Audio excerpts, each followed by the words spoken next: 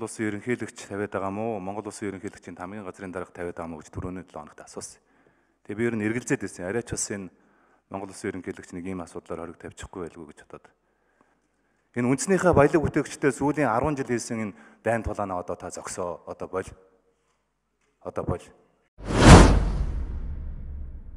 30 гэр бүлийн төлөөлөгч инх хамглан асуултанд хариулъя. Өөрийн чинь хувьцаа эзэмшиж байгаа Energy Resource эзэмшиж байсан ч билүү MCS гэдэг компани улсын төсвийн хөрөнгөөр хайгуул хийсэн 5 толгой гэдэг ордыг үнэгүй авсан. Одоо ингэж гишүүн болчиход намайг загнаас авч байгаа. 5 толгойг үнэгүй авснаа буцаагаад өгч. Би таныг хориг тавьдаг ерөнхийлөгч байгаасаа гэж би ерөөс хүсэхгүй байна. Таныг хөгжил дэвшил ярьдаг ийм ерөнхийлөгч байгаасаа гэж би хүсэж байгаа.